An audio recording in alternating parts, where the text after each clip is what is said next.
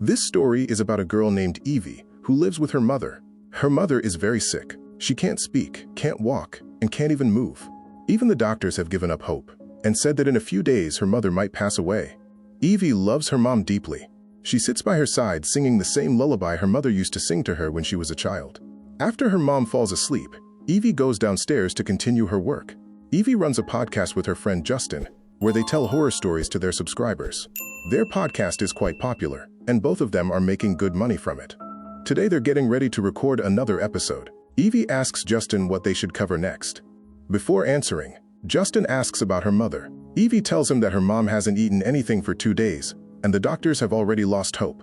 Hearing this, Justin feels really bad. Then he asks about her boyfriend Darren, but Evie doesn't want to talk about it since Darren no longer lives with her. Anyway, Evie tells Justin to decide the topic since they need to upload a new episode soon. That's when Justin mentions that he received an email containing some audio files. At first he thought it might be a virus or some kind of prank, but the files had strange names he couldn't even understand. Out of curiosity, he opened one file. It turned out to be a recording of a couple. After listening to it, he found it really interesting and thought it would be perfect for their podcast. He suggests that they play the recording live and build their episode around it. Evie agrees. Justin tells her that the girl's name was mentioned in the first recording. Her name is Jessa, but he doesn't know the guy's name. Evie says they should just start recording now and tells him to play the audio. They begin the episode, and the first recording starts playing. The story is about Jessa and her boyfriend.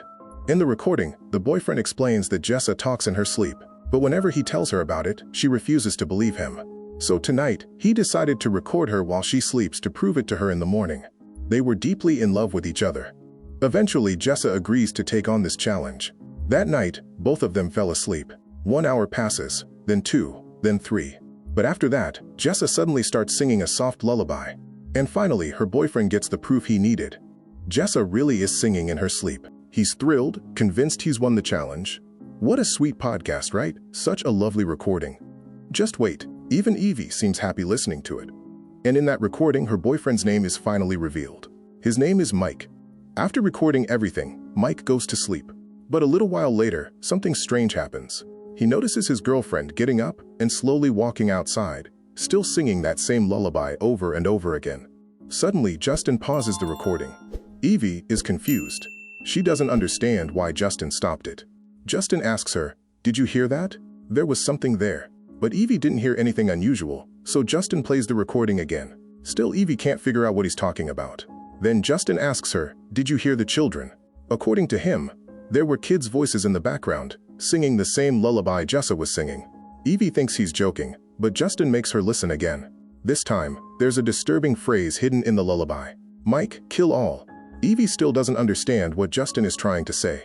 Then Justin explains, "If you listen carefully, Jessa isn't singing the lullaby normally.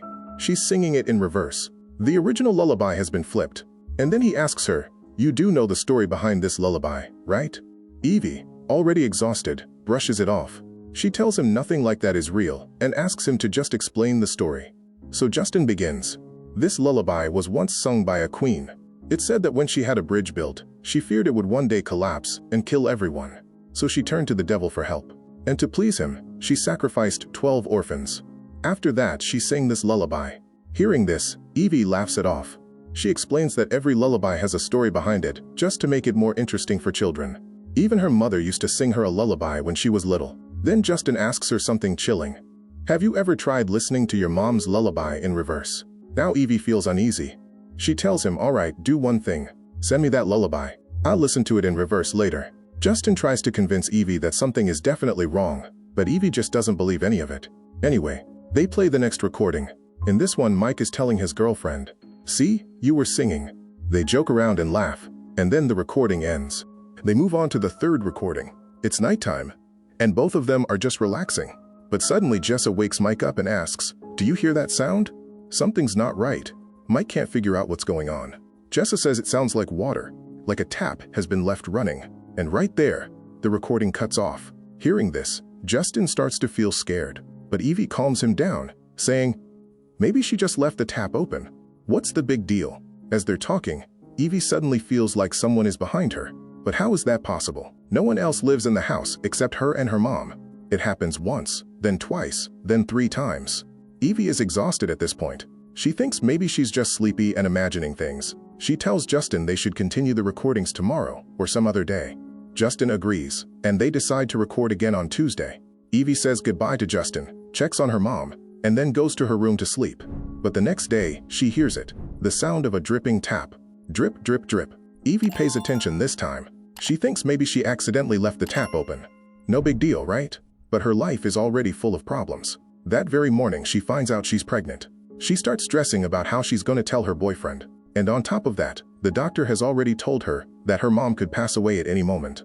Overwhelmed, Evie tries to distract herself by working on her podcast. Then Justin's words come back to her mind. She decides to reverse her mom's lullaby recording. And when she does, she hears something disturbing. See the blood flowing? See the blood flowing? Evie feels really uneasy and immediately turns it off. Then she remembers back when her mom was still healthy, she had sent her a voice message. Evie hasn't heard her mom's voice in over a year, so she plays it. Her mom's voice says, "Honey, where are you? When will you come home? I miss you so much." But then Evie thinks, what if she reverses this one too? She does it, and hears the exact same thing again. See the blood flowing? See the blood flowing? Now Evie is completely disturbed. Something is seriously wrong. But what she doesn't realize is that there's a shadow inside her house silently watching her. Anyway, it's time for the next podcast recording. Evie picks up her phone and calls Justin again. Justin says they've already listened to 3 recordings, and in the last one they heard the sound of water, like water was running somewhere inside the house. Evie tells Justin not to overthink it, saying it was probably just a tap left open. She asks him to play the next recording. Now it's time for recording number 4. In recording 4, Jessa is telling her boyfriend that ever since childhood, she's always slept with a doll beside her. So even today, she wants to sleep with a doll. After all, they're going to become parents in a few days, so they might as well start practicing. Mike refuses at first, but eventually agrees. After a while, they both fall asleep, but once again, nothing unusual happens in that recording. Then the next recording plays. In this one, they're laughing, joking, and talking like normal. And later that night, they go to sleep again. But suddenly, in the middle of the night, Jessa feels like someone is knocking on their door. Terrified, she wakes Mike up, unsure of who could be making that noise. Now things are starting to get interesting. Mike goes outside to check, but there's no one there. Not even a trace. Yet, the knocking doesn't stop. At the same time, Evie also starts hearing the same sound as if it's coming from right behind her. Thump, thump, thump. But she ignores it and plays the next recording. The next morning, Mike tries to calm his girlfriend down, saying it was probably just someone messing with them and not to think too much about it. Jessa agrees. That night, they're relaxing again, but once more, Jessa starts talking in her sleep, repeating strange words. Eugenea. Ujama. Ujama. Mike has no idea what she's saying, and that's where the real recording ends. Now Justin and Evie want to figure out what it means. Evie reverses the audio, and it reveals something chilling. Come in, Abby. Come in, Abby. Hearing the name Abius, Justin becomes visibly scared. Evie asks what it means, and Justin explains that Abius is believed to be a witch, a demon. According to legend, whenever Abius appears, it targets women who are about to become mothers, kills them, and devours their unborn children. It's even said that anyone possessed by it is forced to spill blood. Hearing all this, Evie just laughs it off, saying none of it is real and that Justin is believing in nonsense. Then she reminds him they've already gone through 5 recordings and suggests they stop for now and listen to the rest later. Justin agrees. Remember, 5 recordings are done. Later, Evie goes to check on her mother. Then the next night, she starts listening to the recording again. Janema come in obvious. As she listens, she starts repeating the words herself. Come in, obvious. Come in, obvious. Poor Evie has no idea what she's just done, or who she has invited in. She doesn't notice the shadows slowly forming behind her. When she finally turns around, she sees a woman standing at a distance. But before she can even see her face clearly, Evie suddenly wakes up. She realizes it might have just been a dream. Anyway, now it's time for the next recording. 5 recordings have already been completed, and Justin is seriously shaken. He tells Evie that maybe they shouldn't listen to this any further. Evie asks why. What happened? Justin explains that he searched online to see if there were people who believed in this kind of stuff. And he found a recent case where a doctor was treating 2 patients who kept repeating the same words. Come in, Abuyos. Come in. One of them ended up killing his entire family while saying those words, and the other took his own life. There was also a pregnant woman involved. At this point, Justin says, this feels really dangerous. I think this might be some kind of spell, like a ritual to summon a witch. We shouldn't mess with this. But Evie tries to convince him, saying, "This could turn into an amazing episode. If we upload this, we might go viral. Please, trust me." Reluctantly, Justin agrees. Now it's time for recording number 6. Mike tells Ja everything she said in her sleep. Umia, uban mia. But Ja doesn't remember anything at all. And the recording ends there. Next comes recording number 7.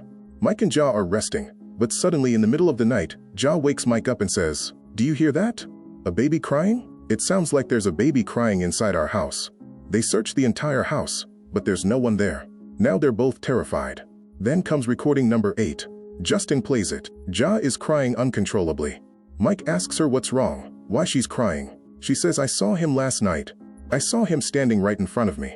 When I started praying, he began to laugh, and he was praying along with me. Please, please save me."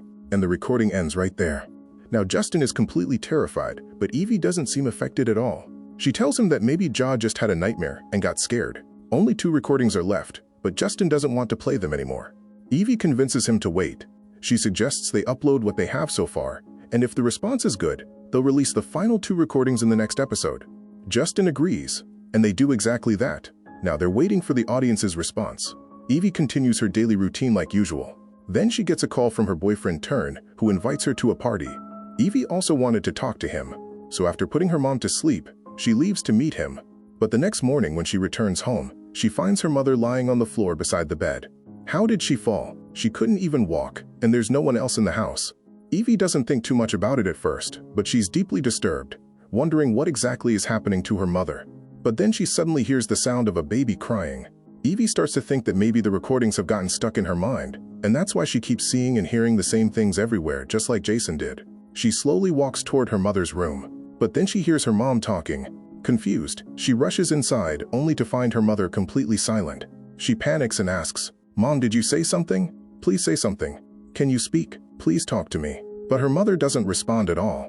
Evie sits there for a long time, 1 hour, 2 hours, even 3. But her mother says nothing. Eventually, Evie convinces herself it was all just in her head and leaves the room. But what she doesn't see is a shadow slowly approaching her mother. And what happens next? Well, that will be revealed later in a twist.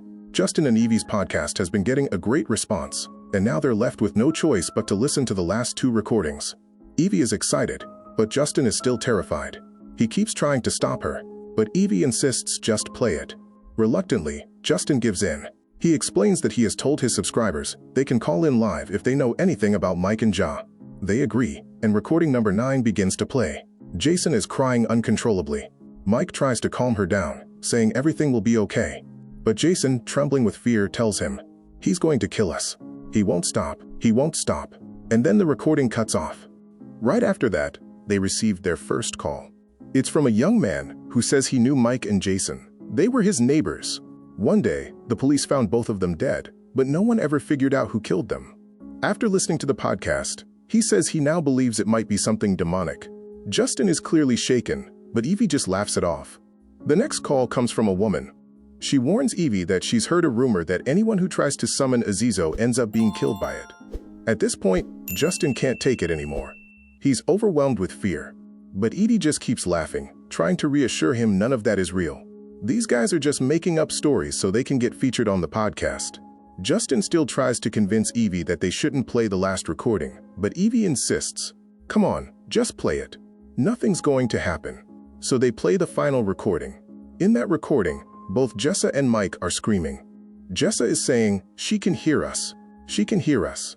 I have to warn her or she'll die too. We're already going to die. She'll die too. She can hear us." Hearing this, Evie feels really uneasy. She starts wondering, who was Jessa talking about? Could it be her? But how is that even possible? Jessa couldn't have known that Evie would listen to this. Just then, Evie hears something moving inside her house, like a shadow lurking around. Now even Evie starts getting scared. Then Jessa's voice says, "You don't believe me, do you? You don't believe me, but you do, right, Justin?" Hearing this, both Justin and Evie are terrified. The recording ends. Justin starts shaking in fear. He yells, "How does she know my name? How does she know we're listening to this recording?" Evie starts thinking that maybe Justin is messing with her, that he created all these recordings as a prank. But Justin keeps insisting he didn't do anything. Evie screams at him, "This is all you're doing. You're joking, right? You're joking." Suddenly they get a call. A woman is on the line. Her name is Abby. Abby Rory. She's crying, saying, "He's gonna kill me. I'm gonna die too. Please save me. Please save me." Justin and Evie are terrified, but they try to calm her down. They tell her, "Nothing will happen. Please call the police. They'll handle everything. Who's in your house?" Then the woman suddenly starts laughing. "There's no one in my house, but I'm coming to you. You're the ones who called me. Do you know my name?" Abyss. At that moment, Justin and Evie realize they've made a terrible mistake. The woman laughs and says, "Why did you listen to the last recording? You did, didn't you? You set me free, and now I'm going to take both of you with me." And then the call cuts off. Justin starts screaming, telling Evie, "Get out of the house. Get out," but it's already too late. Evie is screaming in fear. Then she hears Justin shouting, "Let me go. Let me go." And after that, complete silence. Justin is gone. Evie, trembling in fear, slowly goes upstairs because she hears sounds coming from her mother's room. Thump, thump, thump, followed by a soft lullaby. When Evie enters the room, her mother isn't on the bed. She's in the bathroom, but it's not her mother anymore. It's Abyss, and Abyss kills Evie too. That's where the story ends. Abyss had sent these recordings to people, and anyone who listened to all 10 recordings would be killed by it. Now imagine this. The episode was live. That means anyone who listens to it, Abyss is coming for them next. The story ends here, but honestly I feel like it deserves a part 2. What do you think? Let me know in the comments. Also subscribe to this channel for more stories like this.